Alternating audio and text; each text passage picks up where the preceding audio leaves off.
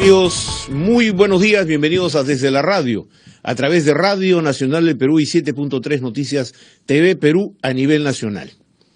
Hoy vamos a tratar un tema de gran importancia para nuestro país.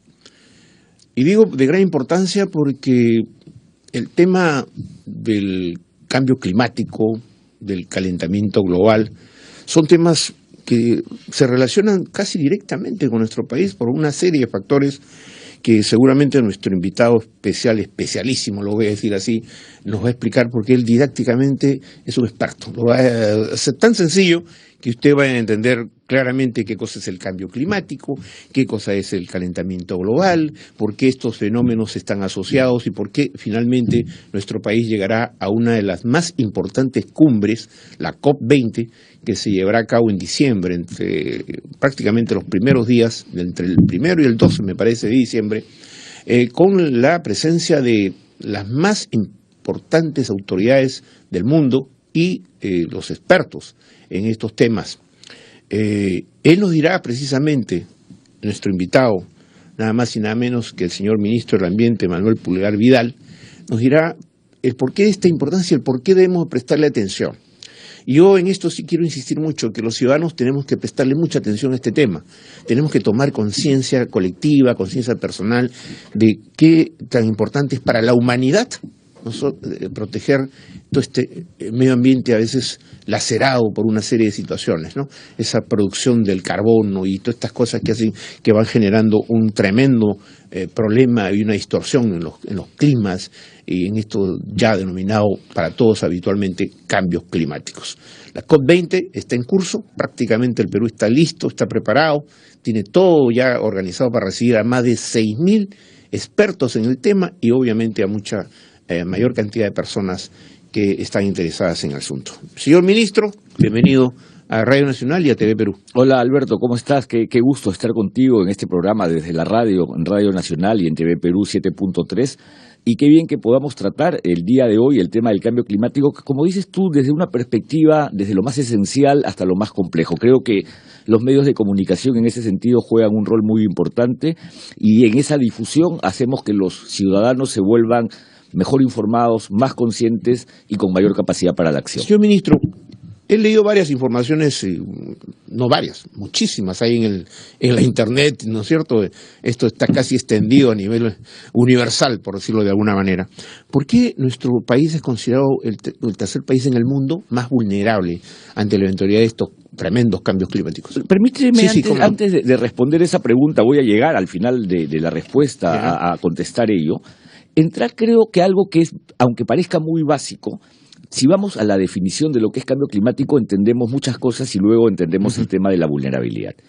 Lo que está ocurriendo, Alberto, es que el cambio climático es un incremento de la temperatura promedio del planeta.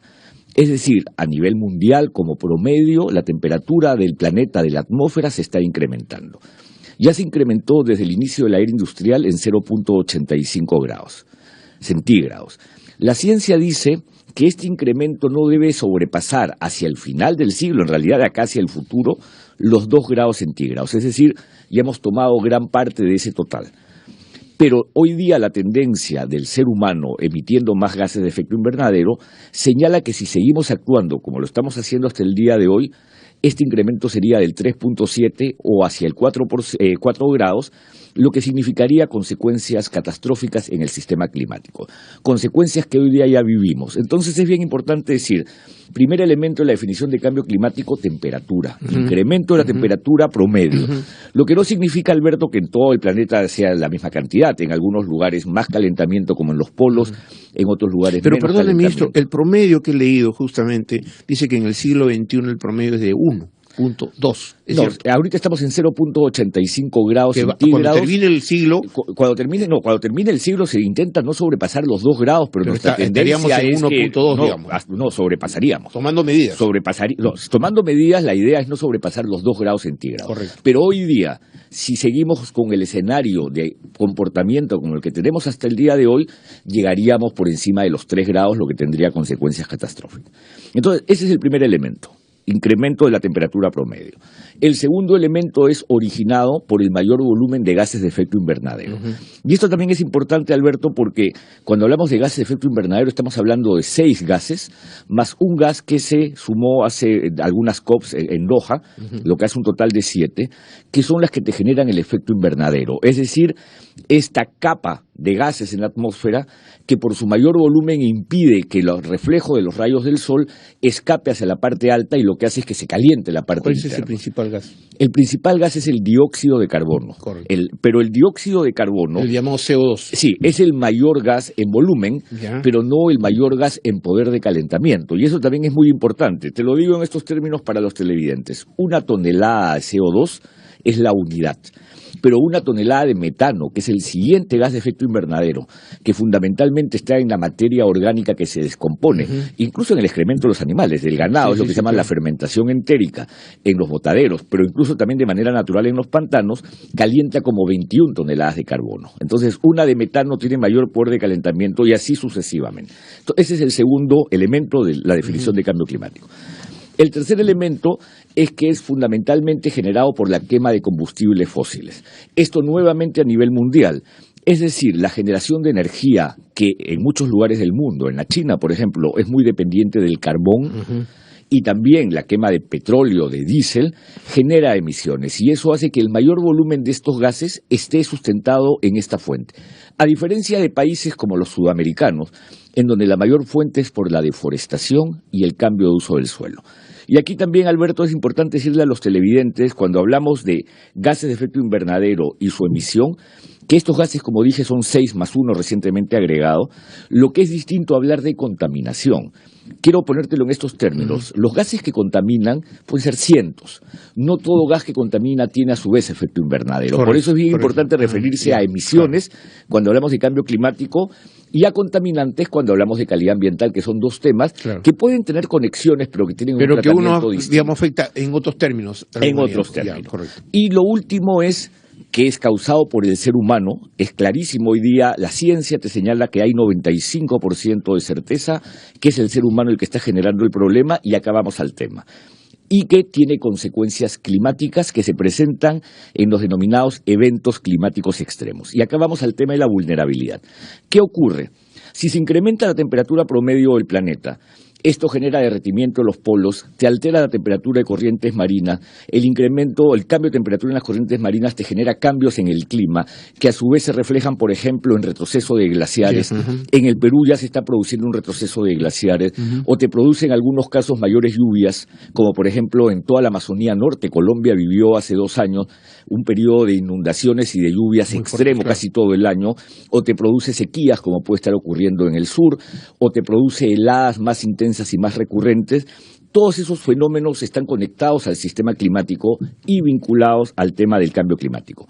Pero acá una precisión más a los televidentes también. El cambio climático tiene estas consecuencias, pero hay otros fenómenos que se han presentado de manera natural a lo largo de la historia del planeta que no tienen su origen en el cambio climático. Y te menciono 2 que son centrales. El fenómeno del Niño y el que se denomina el vórtice polar, que es el que genera temporadas de mucho frío en el norte del planeta, en especial en Europa y en los Estados Unidos. ¿Qué ocurre? El fenómeno del Niño es un fenómeno de variabilidad climática, pero que ahora la ciencia entiende que su mayor intensidad y su mayor frecuencia puede estar originándose en el cambio climático. Entonces, este fenómeno que naturalmente ya se daba, incluso se entiende que muchos de los asentamientos mochica del norte del Perú, preincas, desaparecieron por fenómenos del Niño, es decir, y ese fenómeno no es cambio climático, pero hoy día su mayor intensidad... Hay una mayor asociación. No asociación en su origen, pero sí en su mayor recurrencia e intensidad. Entonces, estos son elementos bien importantes, y termino entonces contestando tu pregunta. ¿Por qué somos vulnerables, Alberto? 1, porque somos muy dependientes de actividades sustentadas en recursos que están basados en ecosistemas vulnerables al cambio climático. Y te pongo 2. La pesca. Definitivamente la pesca se altera con la modificación de las temperaturas de los océanos. Los productos de la agrobiodiversidad, que tienen fundamentalmente campesinos del Ande, cuando estás perdiendo el stock de recursos hídricos por los glaciares. la Amazonía, que en muchos casos está entrando en procesos de... O sea, ¿se altera seca. La estacionalidad climática? Se altera la estacionalidad climática. Y eso hace todavía, que muchos productos no... Incluso esto se va modelando. Lo que hacen los meteorólogos es ir estableciendo modelos predictivos y tienen que ir jugando con una serie de factores para determinar el escenario más optimista y el escenario más pesimista. Hoy día estamos verificando los escenarios más pesimistas que se plantearon en su momento en los años 90, cuando se adoptó la Convención de Cambio Climático.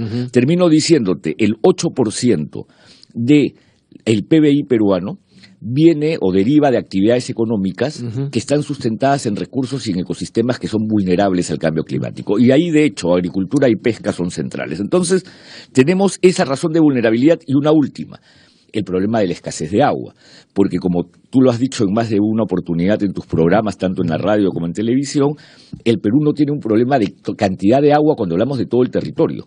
Tiene un problema de distribución demográfica. La gente está donde el agua no está. Claro. Es decir, la gente está en la costa seca. Hay un mal uso del recurso. Y hay un mal uso, pero en realidad estamos ahí donde en la disponibilidad del recurso de nuestras costas pacíficas no llegan ni al 2%. Y en cambio, en la otra vertiente, en la vertiente oriental o amazónica, hay agua, pero ahí no está la gente. Entonces, claro, es un problema de distribución demográfica que hace que intentemos recurrir intensamente a fuentes de agua que son escasas y que se pueden volver más escasas por el cambio climático. Señor Ministro, hecha esta introducción bastante didáctica y muy comprensible para los ciudadanos que no estamos tan, digamos, enterados de todas estas cosas que son muy especializadas, pero que nos compete directamente, ¿no? Vayamos a qué cosa se va a lograr con esta COP20, ¿ya? Porque he visto múltiples fuentes informativas respecto a la COP20, pero sería interesante que usted en este momento, en este contacto con radioyentes y televidentes, diga, esta reunión, ¿qué va a permitir precisamente a la humanidad en este diálogo que se va a establecer, en probablemente acuerdos importantes que trasciendan el objetivo principal de la COP20? Correcto. Qué bien que me hagas esta pregunta porque permite conectar lo que ha sido la definición al proceso del debate o negociación climática en estas conferencias. Para empezar, decirle a los oyentes y televidentes que COP deriva del término conferencia de las partes. Es decir, en una COP se reúnen todos los estados que son parte de la Convención de Cambio Climático, que son alrededor de 190 estados. O sea, cada uno de estos 190 estados va a tener representantes en Lima en la COP20, que es del 1 al 12 de diciembre. Y COP20 significa que esta es la 20ª conferencia. Desde se suscribió la convención el año 92, entró en vigencia el 95, ahí se celebró la primera COP, que fue en Berlín. Estamos hoy día a punto de celebrar la 20 en Lima. Entonces, es un proceso de estados que se reúnen para negociar cómo enfrentar el problema del cambio climático y sus consecuencias. Es el tema central de la agenda, pero para ir disminuyendo...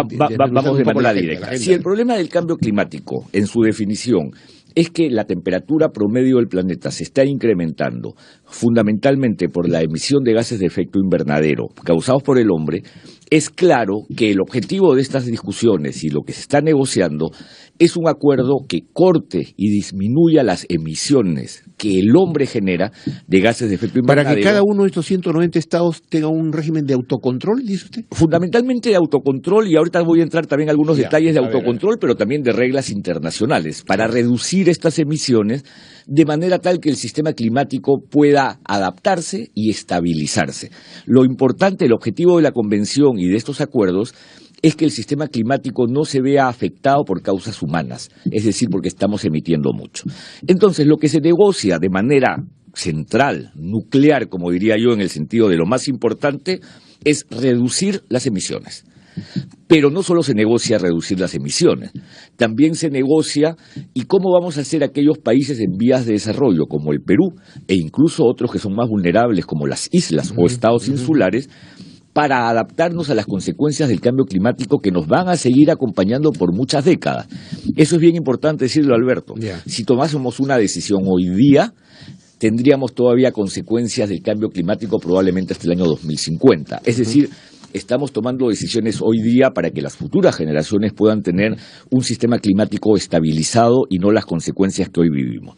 Entonces te lo resumo de esta manera. Hoy día se está negociando la suscripción de un acuerdo global que establezca obligaciones claras, fundamentalmente con el fin de reducir estas emisiones de gases de efecto invernadero o de carbono, como se dice de manera genérica, pero a su vez estamos estableciendo cómo vamos a adaptarnos a las consecuencias del cambio climático.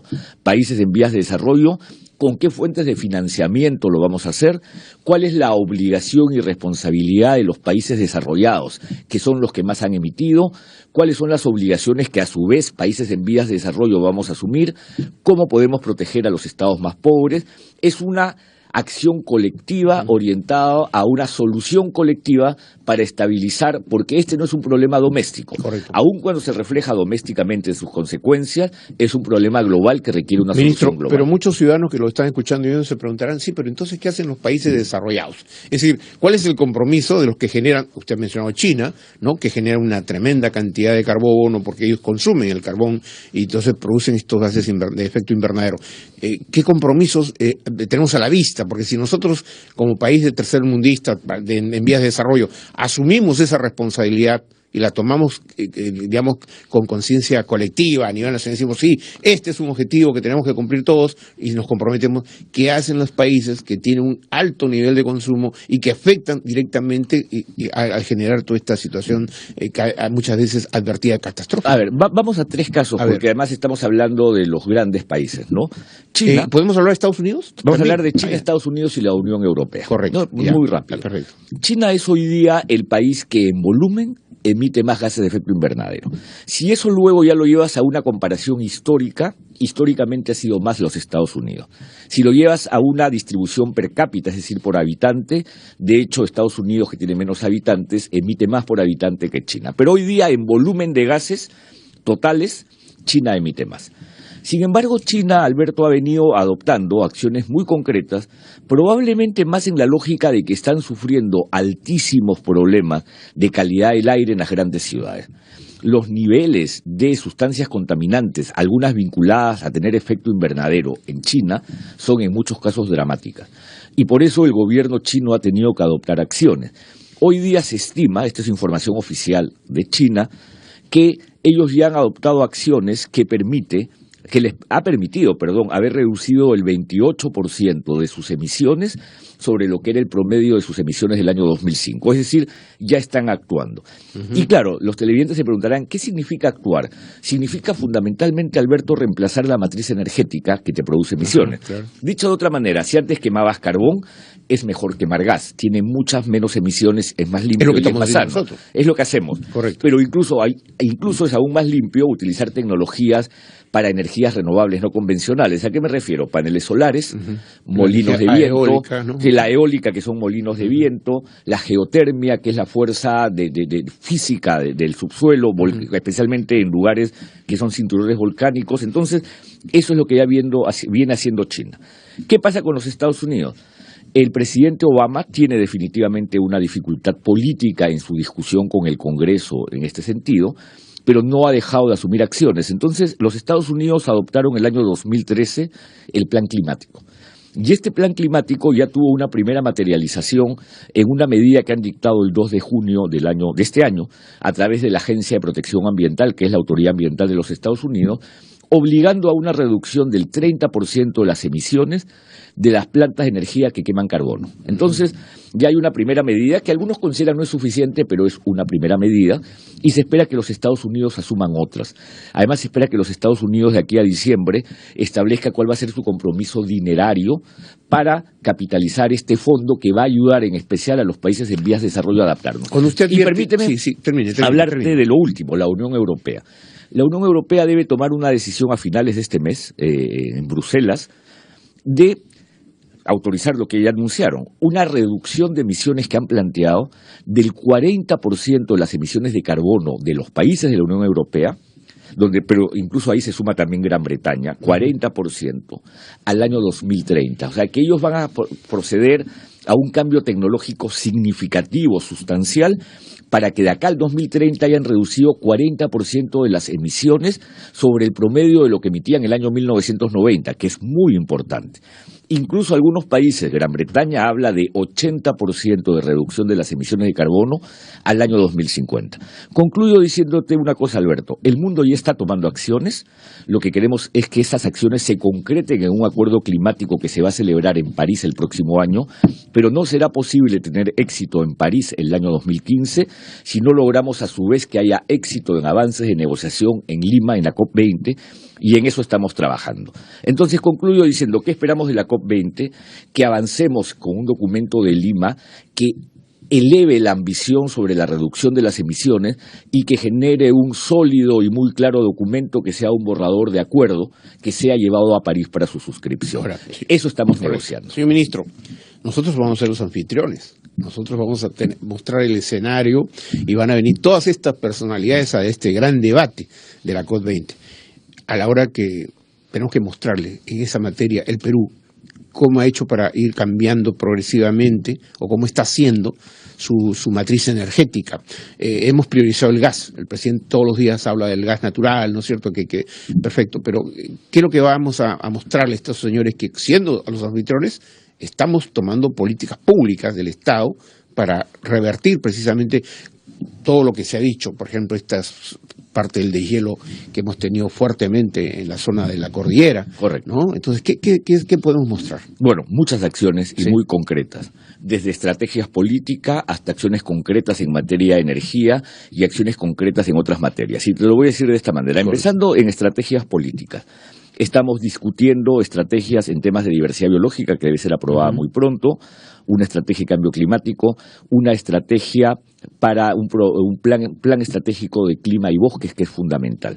Porque acá, solamente para cerrar esta primera parte, Sí. hay que tener en cuenta, como te lo dije hace un momento, que en el caso peruano las mayores emisiones provienen del proceso de deforestación y cambio de uso del suelo. 40% de nuestras emisiones, que son pequeñas comparativamente a otros países del mundo, pero igual tenemos que Pero igual accionar. hay un problema ahí. Hay un problema, Correcto. vienen de la deforestación y cambio de uso del suelo, en consecuencia el tema clima y bosques es central.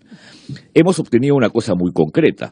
Como recuerdas, Alberto, hemos suscrito con el gobierno de Noruega y el gobierno alemán una carta de intención en Nueva York el 23 de septiembre, que el 23 o 24, no recuerdo uno de esos días, que representaría una donación del gobierno de Noruega Usted ya al lo gobierno anunció, del además, Perú, entonces. fue anunciado justamente para trabajar en el tema de control de la deforestación. ¿De cuánto es ese aporte? $300 millones, Claro, que es una buena muy, cantidad. muy importante. Claro, es uno claro. de los grandes logros del Perú, de fruto de un diálogo muy constructivo con el Concentrado gobierno estos de proyectos Noruega. donde en Amazonía. Bosques, Amazonía, Bosques, fundamentalmente. Entonces, esa es una cosa muy concreta. Además, tú me has hecho la pregunta sobre energía. Si bien es cierto, estamos mejorando en matriz energética sustentada en gas natural, y eso es bueno, y por eso antes teníamos 62% de energía hidráulica, hoy día es 52%, hemos incrementado la de gas natural, que es transicional, es bastante mejor que estar quemando petróleo o estar quemando carbón. También hemos incrementado, todavía en un bajo porcentaje, pero hay una meta de subir al 5%, estamos en el 2.5%, las energías renovables no convencionales. Tenemos 2 parques eólicos importantísimos. ¿Dónde ya están? Hay uno en Piura, uno en Marcona. ¿Pilotos también. experimentales? No, te Ya producen, están. son de los más grandes de Sudamérica. ¿Y cuánto producen? Más de 100 megawatts. 100 Entonces estás megawatts, hablando de ya. plantas Ajá. importantísimas. Entonces, Para, esos son... digamos, distribuir energía. O sea, Para distribuir energía, todo se conecta al correcto, sistema. al ¿no? sistema, ya. Todo va Perfecto. al sistema interconectado. Son 2 parques eólicos. Tenemos también, y quizás acá puedo estar quedándome corto, por lo menos 2 o 3 grandes plantas de energía solar o energía fotovoltaica. Ahí, por ejemplo, si uno sobrevuela o uno va por la zona del Alto de la Alianza, Claro. uno encuentra una gran instalación de paneles solares en el medio del desierto, esa es una, y la otra está, me parece que está en Majes, ¿no? Ya, sí. Sí, está en Arequipa. En La Arequipa, segunda sí, está sí. en Arequipa, también de generación fotovoltaica. Tenemos la intención desde el Estado, además ya existe en cierta investigación, de promover el uso de la energía geotérmica, es decir, la energía que proviene del subsuelo fruto En áreas de volcánicas. procesos físicos en áreas fundamentalmente Correcto. Que volcánicas. también están en el sur. Sí, aquí estamos hablando de Tacna, estamos hablando de Arequipa, estamos hablando de Moquegua, estamos hablando de parte de Puno, y ahí hay en especial empresas japonesas interesadas en desarrollar la energía geotérmica. Pero también estamos adoptando medidas muy concretas y yo espero que de acá a la COP20 podamos tomar decisiones, por ejemplo, sobre eficiencia energética, porque no solamente, Alberto, es la fuente de energía, sino el uso eficiente de la energía.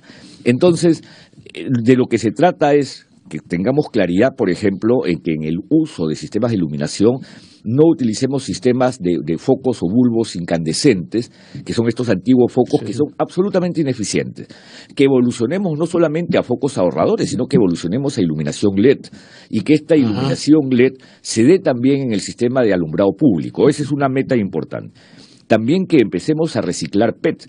PET es el plástico de las botellas, que hoy día, por una norma que tenemos de los 90, no se recicla en el Perú, no se reutiliza, perdón, en el Perú. Tenemos que exportar pellets a muy bajo costo, cuando en realidad tendríamos un efecto ambiental significativo en su no disposición si permitimos su reutilización. Esta es una norma que esperamos dictar muy pronto. Entonces, tenemos acciones muy, muy concretas. O sea, tenemos muchas cosas que mostrar. Muchas cosas, y yo ahí le digo a todas las organizaciones que vean a la COP como una oportunidad de mejora. A veces uno recibe, yo siempre lamento mucho, ¿no?, que hay gente que, como tiene cuestionamientos o críticas a ciertas situaciones, que es natural en la democracia, pretenden deslegitimar lo que significa la oportunidad de tener una COP. La COP es una oportunidad para todos, obviamente, incluso para aquellos que utilizan el nombre COP20 en su colectivo para anunciar. ¿Qué mejor escenario que ese? ¿Qué mejor escenario para eso, de traer un debate global para generar más conciencia y más acción? Señor Ministro Manuel Pulgar Villar, ha sido, digamos, muy didáctica su presencia. Creo que muchísimos ciudadanos hemos logrado captar finalmente este tema, que es casi como antes se mencionaba, tema de científicos, ¿no? Pero es tema de todos, y gracias por haber venido. Bueno, en 30 minutos no podemos abordar más, pero lo quiero comprometer que en lo sucesivo, a partir ya de los próximos días, las próximas semanas, casi de alguna manera periódica, estemos en contacto. Yo te animo, porque mientras más nos acercamos a la COP, más interés habrá, no solo en la comunidad nacional, también internacional. Sí, te animo, Alberto, a hacer un programa especial de la COP que tenga cierta periodicidad, y me comprometo a estar contigo. Ya. Y aprovecho estas últimas palabras para decirle a los ciudadanos: nosotros somos anfitriones de la COP. Seamos los mejores y los más hospitalarios anfitriones para recibir a los visitantes. Hagamos que los visitantes, que se calcula, tú dijiste 6.000, se calcula que llegarán como 12.000 visitantes.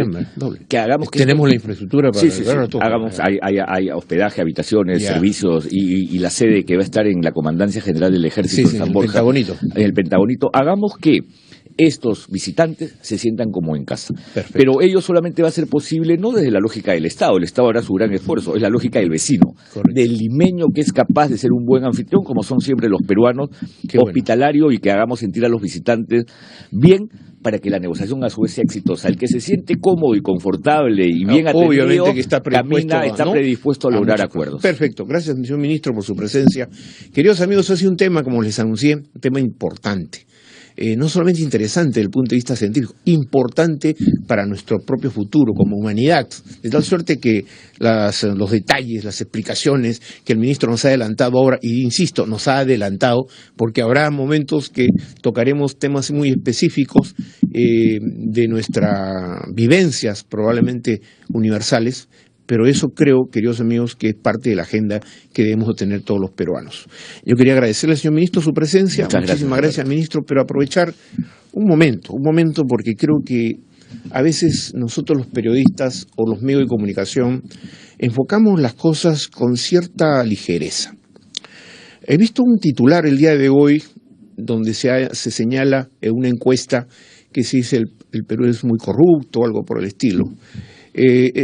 Probablemente los casos de corrupción, pero se asocia como que este gobierno, y yo no he venido acá a Radio Nacional a defender al gobierno, yo soy un técnico, pero se asocia como que los casos de corrupción han aparecido en este gobierno. Sí, en este gobierno se han descubierto los casos de corrupción muy extremos, pero no es que en este gobierno se han generado estos casos, esto viene de atrás, y acá se está descubriendo el caso Orellana, se ha descubierto el caso de Chiclayo, se ha descubierto, y otros muchos emblemáticos. De esa suerte hay que tener cierta objetividad, y yo le reclamo porque yo estoy celebrando la próxima semana mis 44 años periodista, y he visto de todo, en el mundo periodístico he visto de todo, pero hay que ser más objetivos.